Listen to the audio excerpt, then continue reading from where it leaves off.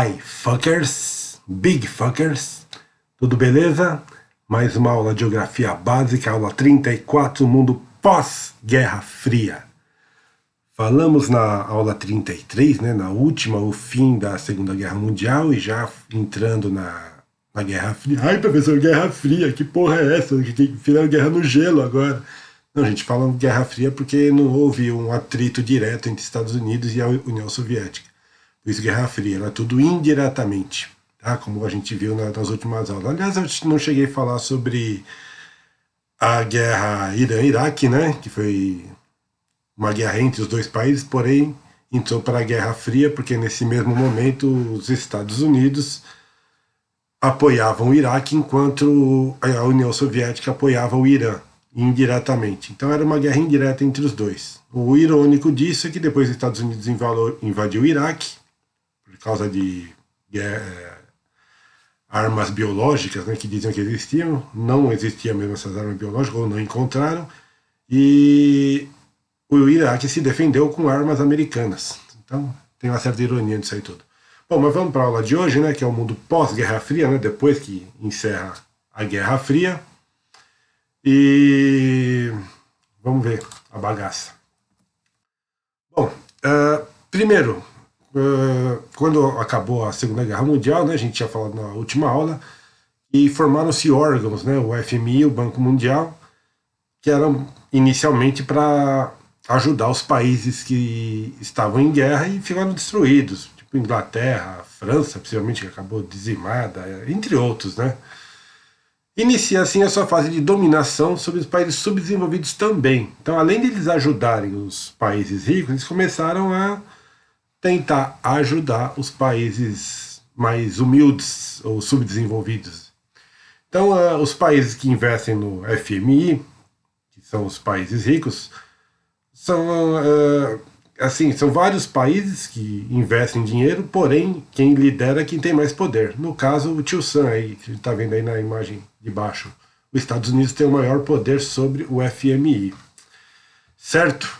Bom, como tínhamos falado também na última aula, né, quando acaba a guerra, os países começam a devolver os países da África, né? Então é o processo de descolonização da Ásia e da África. A Ásia nem era tão grande, mas a África, a gente olha o tamanho que está aí. Aí tem uma legenda aqui embaixo. Dá uma olhada, dá um zoom depois disso aqui, você vai ver a quem pertencia certas as partes da África, né, que seriam as colônias. Depois foram entregues de uma forma que, depois quando a gente entrar em geopolítica direto, vamos falar sobre a África, um capítulo só sobre isso daí, tá bom? Então surgiram novos países assim, na Ásia e na África. Nota que assim, como eram colônias, quando foi devolvido, os caras ficaram com a mão na frente e outra atrás, ninguém tinha porra nenhuma, tá bom? Então ficaram países bem pobres, assim como aconteceu também na América. Alguns países subdesenvolvidos se industrializaram, né, na dependência dos países ricos. Então dá uma olhada depois na aula sobre indústria, que vai falar exatamente isso daí. Então os países começaram a montar indústrias dos países do hemisfério sul, ou seja, nos países subdesenvolvidos, países pobres. Entre eles está aqui a América do Sul, o Brasil, a África praticamente inteira, né, alguma parte da Ásia ainda, tá bom? Então foi um processo, né, que os países começaram a montar indústria nos outros países, a ajudar os países subdesenvolvidos. Na verdade não era nada disso, né? A gente viu também indústria, que eles estavam atrás de matéria-prima, mão de obra barata, mercado consumidor, isenção de impostos, Ou seja, eles estavam vindo com o interesse deles, ninguém quer ajudar porra nenhuma, eles querem mais que o hemisfério sul se foda. Só que eles montando indústria que eles vão ganhar dinheiro praticamente de um jeito fácil, sem fazer porra nenhuma. Com os acordos, né, comercial, como os países que têm um comércio mais forte, fica mais fácil de negociar, então alguns países começaram a formar blocos econômicos. A gente vai ver uma aula praticamente inteira sobre os blocos econômicos. Então entre eles criou-se a União Europeia. Então os Estados Unidos, que até então estava no topo, né, da ordem mundial, após a Segunda Guerra, era o país que tinha mais dinheiro e mais armas bélicas. Então ele estava no topo, lógico, junto com a União Soviética, só que assim, eles eram capitalistas, soviéticas socialistas. Então surgiu a União Europeia e começou a bater de frente com os Estados Unidos. E assim começam a surgir outros blocos. A gente falou sobre isso também, né? Que os blocos, os países começam a se juntar em blocos que fica mais fácil de fazer negociações. Aí surge assim também a multipolaridade, né? Que é a nova ordem mundial. Então a ordem mundial já passou por várias mãos, né? Normalmente o país que tem mais grana, né?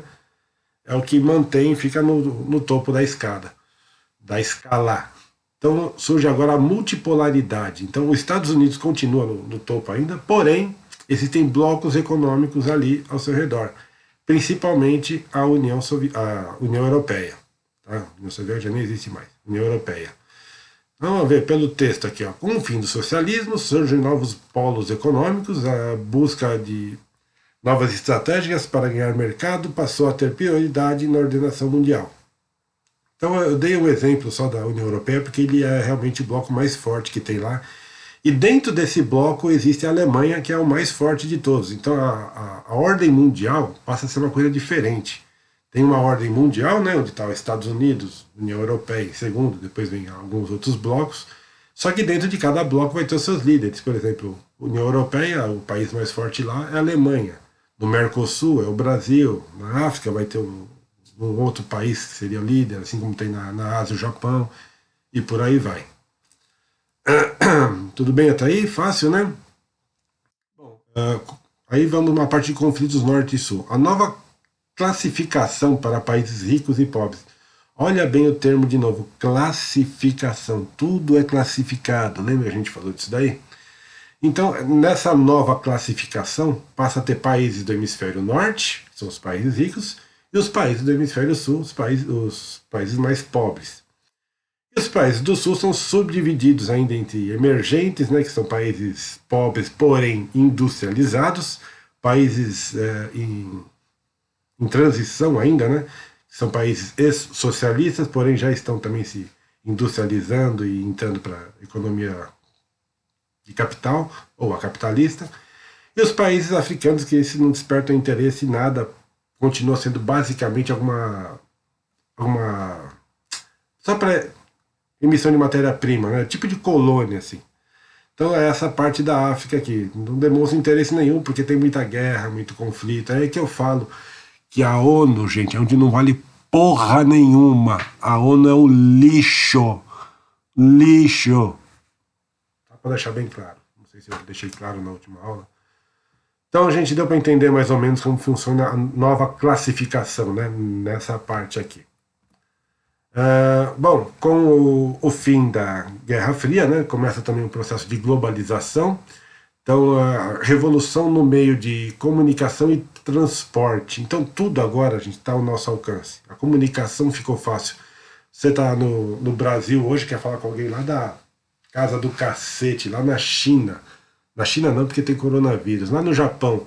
Você vai ligar pro cara lá do Japão, você vai conversar com ele online, vendo, conversando. Então, gente, a comunicação é o principal item, né, para entrar na globalização. A partir do momento que você tem a comunicação, você vai precisar também de uma rede de transporte. Pô, eu quero que o cara me manda alguma coisa lá, meu amigo do Japão, da Europa, alguma coisa assim. Aí você tem que ter a rede de transporte, que é crucial. Então, rede de transporte também começou a dar uma evolução gigante. Tá? Então, o mundo hoje está tudo ao nosso alcance. Tem aqueles sites chineses aí, o Wish, Alibaba, porrada de site aí. Você vai lá na internet ou no seu smartphone, faz um pedido de um produto, ele demora aí, lógico, 1 mês, 2 meses, até mais. Dizem que o máximo é de 90 dias, né? E esse produto chega bem mais barato. Quando chega, né? Porque sabe que chinês não dá para botar muita fé, né? Os chineses daqui não, mas os chineses de lá são foda. Eu mesmo já tive experiência de comprar produtos lá e não chegarem, né? Muita coisa chegou, mas diria que uns 20 ou 30% não chegaram. Mas assim, você pode comprar produtos de sites mais confiáveis, da Europa, do Japão, qualquer outro lugar. Tá bom? O importante é entender, a globalização depende principalmente desses dois itens, né? Rede de comunicação e rede de transporte. ou seja, tudo ao nosso alcance. Com a globalização, né, surge a revolução técnico-científica. Ai, que porra é essa, professor? Gente, vamos ler aqui primeiro, depois a gente faz as perguntas. Que é a melhora dos produtos de informática e de telecomunicações, que resultou basicamente na internet. A internet, na verdade, veio um pouco antes disso daí. A internet já tem faz um bom tempo. Começou a ficar popular de um tempo para cá. Então, essa revolução técnico-científica associado ao consumismo, os produtos hoje melhoram assim em questão de um mês para o outro, 2 meses, no máximo de 1 ano. Você vê os smartphones lá saem por aí, sai o Galaxy 8, daqui a pouco, depois de 1 ano já sai o Galaxy 9, depois o 10, assim como o iPhone acompanha isso daí, além da parte de notebooks, computadores, de televisão também. Hoje você tem TV 4K, já deve ter, acho que é 8K, alguma coisa assim. Então é um processo muito rápido, gente. Se a gente for levar em conta como era aí nos anos 60, 70, que era a TV de tubo, porra, fica uma porrada de tempo para a TV ficar a cores. A cores, era a TV branco e preto. Aliás, se for pegar antes ainda, era o rádio, né? Rádio a válvula, rádio com sistema de transistores. Depois a TV, branca e preta. Depois a TV a cores. Depois veio a TV que já não tinha mais válvula. E ficou isso uma porrada de tempo até vir a TV de plasma. Foi a primeira que saiu, né? Que era a mais fina, plana. Depois veio a LCD. Depois a LED. Agora já tá nessa 4K que eu nem sei que porra que é isso. A tecnologia é super avançada. Profundidade de imagem é coisa fascinante. Se a gente for levar vídeo de casa, antigamente era videocassete. Aí tinha uma cabeça, 2 cabeças, 6 cabeças, 9 cabeças, 12 cabeças, até que veio o DVD. Engoliu tudo isso daí. Depois do DVD já veio o Blu-ray, que também já engoliu a porra do DVD. Então, gente, é uma revolução, uma coisa muito rápida, né? A ciência está evoluindo de uma forma astronômica. Hoje eu estou falando aqui com notebook, sei lá, qualquer não vou nem precisar ter isso daqui, sabe? Vou ter pelo meu smartphone, já dá para fazer isso até, né? Via smartphone. Mas eu não sei como é que vai ser, gente. Vai ser um negócio futurístico, fantástico. Futurístico e fantástico. Bom, surge também a biotecnologia com genoma, que são os códigos genéticos, né? E transgênicos, né? São organismos geneticamente modificados. Com isso também a parte de alimentação ficou mais barata, não vou dizer melhor, mas ficou mais barata. Então você planta hoje alguma coisa aí, o tomate ele vai crescer bem mais rápido do que o tomate orgânico, né, que ainda existe, porém é bem pouco. Com a vantagem, com várias vantagens. Uma, que ele vai crescer muito mais rápido. 2, você sabe que ele não vai dar bicho nem nada assim. E 3, você sabe que ele vai ficar bonito pra caramba, vai ficar um tomate fantástico, não aquele orgânico. Só que o sabor falam que muda, né? Como eu não tenho esse paladar tão aguçado como a maioria tem, falam que muda o sabor do orgânico pro não orgânico, né? Pro geneticamente modificado. Isso estou falando só da parte de agricultura, fora a parte de pecuária ainda, né? Que hoje a ração dos bichos faz os bichos engordar muito mais rápido, não só a galinha, como a vaca, né? O gado para corte em geral. Então tá uma coisa fascinante. Mais um textinho aqui. As redes transnacionais se espalham pelo mundo. A gente já tinha falado na parte de indústria, né? Em busca de mão de obra. Gente, nunca esqueçam disso. Eles montam as empresas aqui em busca de mão de obra barata, matéria-prima mais barata, porque vai estar aqui mesmo, mercado consumidor, que é o mais importante de todos, e a redução de impostos, tá bom? Ou seja, as empresas vêm para cá, tem isenção de impostos em algum lugar, ganham terreno para isso, porque na teoria seria um negócio bom que é para gerar empregos, né? Mas, e além de tudo, ainda deixa os impactos ambientais todos onde eles montaram essas empresas. E esses produtos são, lógico, adaptados para os seus respectivos países. Então, um exemplo disso daí, vamos imaginar um carro, por exemplo, a Volvo. A Volvo é sueca. Sueca é uma parte gelada do mundo. Tá? A Suécia está aqui para cima. não dá para ver bem esse mouse, vai estar mais ou menos aqui em cima, a Suécia. Então a parte gelada, a linha do Equador está aqui embaixo, né? Lá em cima a parte bem fria, então carros são ali montados para aquela situação, com clima frio. Quando eles vão vender carros aqui no Brasil, já estamos num clima bem mais simples, eles têm que adaptar o carro a essa situação. O mesmo acontece com a linha de alguns eletrônicos, maquiagem, não, em tudo, né? Tudo tem que ser adaptado conforme o clima, conforme a cultura, conforme vai ser a venda, conforme o valor que vai ser agregado a isso daí, se dá para cobrar um pouco mais alto, melhora ou piora a qualidade, por aí vai. Falamos sobre alguma coisa já sobre isso na parte de indústria também. Temos ainda o desemprego global, porque as empresas visam diminuir custos, a gente falou disso também na parte de indústria, né? E acaba substituindo o homem pela máquina. Uma máquina, um robô hoje faz uma produção do que fazia talvez 20 operários, com vantagem de não entrar em greve, não se alimentar, não para, não fica doente, não erra, principalmente, né? O robô não erra. Contudo, ele vai ter que ter alguém específico para manter essa máquina, não só para fazer manutenção, quanto para fazer a operação da máquina. Então, exigiu-se aqui uma mão de obra qualificada e a oferta de emprego, né, de emprego em geral da mão de obra mais barata acabou diminuindo. Então, a mão de obra que tem hoje mais livre aí é a mão de obra qualificada. Por isso eu falo para vocês, gente, estudem.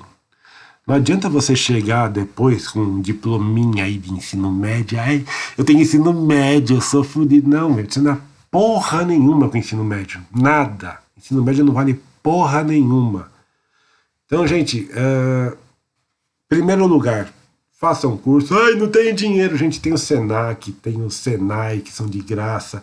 Tem vários cursos técnicos de graça. Tem curso à distância, tem curso presencial, tem curso semipresencial. Gente, estudem que o campo aí fora tá foda, foda. Vejo muita gente aí formada, inclusive, que não consegue emprego. Você imagina quem não tem formação nenhuma, quem não tem curso técnico. Ah, gente, foda-se, não vou falar mais disso. A aula aqui, o foco aqui é outra coisa, é Guerra Fria. Quadro. Bom, globalização de ideias no sentido econômico, político e social. Então, gente, ó, nesse parâmetro, rádio e TV tem um papel importante ao surgir com um novo padrão de vida e de consumismo. Com isso, a cultura de diversos países estão ameaçadas a desaparecer. Então, são várias coisas aqui. Globalização de ideias no sentido econômico. Ou seja, a economia mundial está bem diferente do que era muito tempo atrás e está sempre modernizando, se adaptando a alguma situação. Globalização de ideias no sentido político. Então, a política hoje tem várias bases diferentes, né?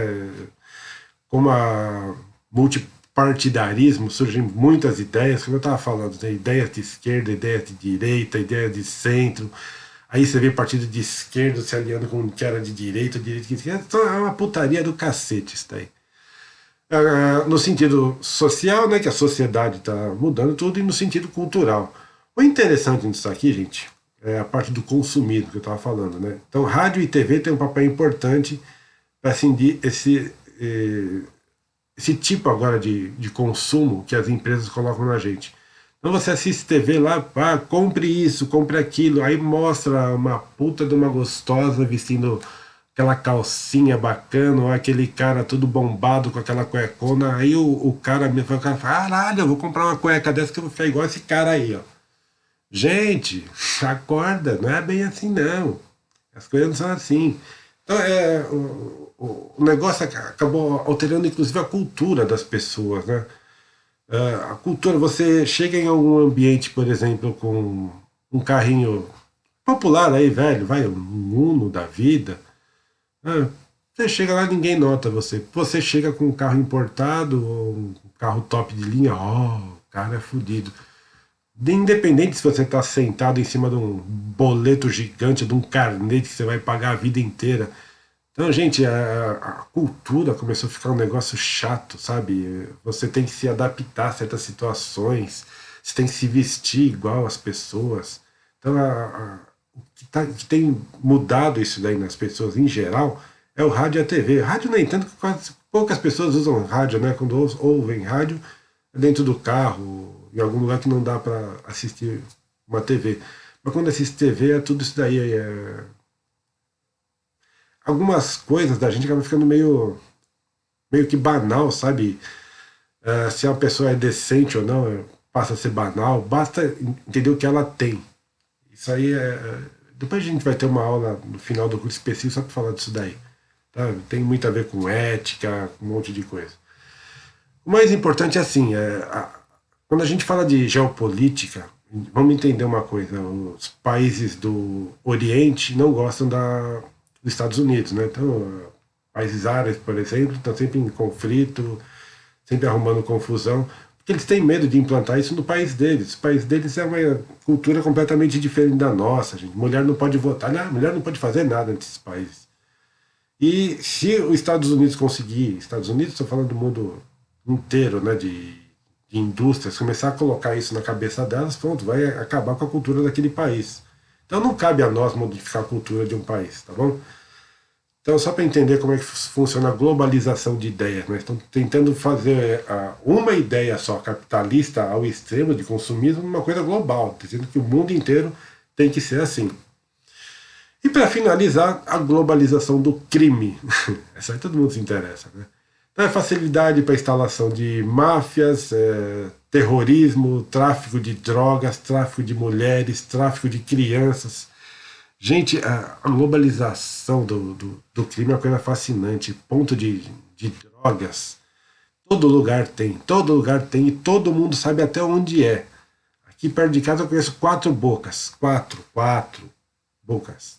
Eu sei que tem bem mais, isso porque eu não sou usuário nem nada. Eu sei que tem bem mais que isso. Então, gente, só a polícia não sabe. Então, sei lá, é uma certa máfia, se for levar isso daí em conta, né? A máfia das drogas. Tinha tempo atrás a máfia dos pirueiros. E os pirueiros, para você comprar uma Kombi e entrar lá, não era tão simples, tinha que fazer parte da máfia. O terrorismo, né, como a gente viu 11 de setembro, mas a gente vê muitas situações ainda aí ligadas ao terrorismo. Fora o que é escondido, a parte de drogas, que eu acabei de falar, né? Mais o tráfico de mulheres e crianças. Gente, esse tráfico de mulheres é bem mais fácil do que a gente pode imaginar. Imagina assim, uma garota acaba indo, por acaso, trabalhar numa boate. Caso não, a gente não pode julgar as pessoas porque foram para lá. Mas enfim, imagina, a garota nova foi trabalhar numa boate com 18, 19 anos. Lá conhece um cara, ela é bobinha ainda, pô, 18 anos, gente, todo mundo é bobinho, inocente, acredita, tem Papai Noel. Aí aparece um cara, tudo bonitão, gasta uma puta de uma grana com ela lá, fala, olha, vou levar você lá pro meu país, como eu já ouvi casos assim. Vou te levar, onde você mora? Eu sou da Espanha, vou pagar tudo, vou tirar seu passaporte, você vai viver comigo lá, você vai ter uma vida de rainha, ó. Se fode, gente. Aí chega lá na Espanha, não é nada disso, ela vai ser escrava sexual. Ouvi falar disso já, de casos assim na Espanha, mas a Europa inteira tem isso daí, tá bom? Inclusive, Estados Unidos acho que é mais difícil, mas também é possível que tenha.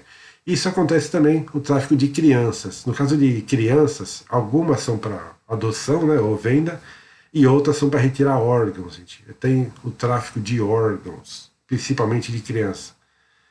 Então, gente, a globalização é bom, porque a gente tem o mundo, a gente tem acesso a tudo, porém é ruim porque inclui isso daí tudo, né? E não dá para fazer uma coisa sem a outra. Então, a globalização está aí, não tem como a gente evitar isso. Às vezes eu tiro o chapéu para pessoas que moram em cidadinha bem pequena, principalmente interior aí da região norte, nordeste, até sudeste, aquela cidadezinha que é um ovo, tem 2 avenidas, que não tem nada disso daí, quando muito o cara consegue internet, então tem uma vida, sei lá, um pouco mais sossegada com relação a isso. Bom, gente, chega de falar, acabou a nossa aula de hoje, terminamos aqui a parte sobre Segunda Guerra Mundial, sobre a Guerra Fria. Sobre guerra vamos falar ainda nos próximos capítulos sobre geopolítica, né? Vamos falar só sobre algumas guerras. Depois vamos falar sobre economia também, que vai entrar um pouco disso daí. Na próxima aula a gente vai falar sobre países subdesenvolvidos, né, o subdesenvolvimento. Espero que vocês tenham gostado da aula. Lembrando que essa porra é só uma base da geografia. Tudo isso daí tem várias outras coisas embutidas nela. Pesquisem, estudem e até a próxima. Obrigado por assistir o canal. Lembra de dar o ok no final. Se não gostou, pode dar o não ok. Gente, eu gosto de crítica, sabe? Se alguém achou que tá ruim, você só fala merda. Eu só falo merda. Ai, você fala muito palavrão. Eu falo, sou desbocado, foda-se. É um jeito, gente. Mas pode falar, pode criticar à vontade. Eu até gosto, tá bom, gente? É um jeito de eu tentar arrumar o canal, melhorar os vídeos para vocês. Beijo para todos, até a próxima. Adiós!